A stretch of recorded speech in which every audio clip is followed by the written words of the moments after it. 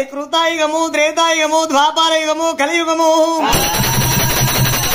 కృతాయుగం అంటే దేవాల దేవతలు ఒకవేళ అమ్మవారి వెనుక ఎల్లమ్మ కథ శాస్త్రం ఆదిశక్తి పుట్టింది కృతాయుగం లోపల మరి త్రేతాయుగం అంటే శ్రీరామచంద్రమూర్తి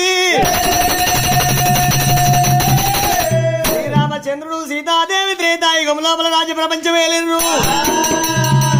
ద్వాపారయుగం లోపల పంచ పాండవులు శ్రీకృష్ణ ఒకవేళ దేవుడైనా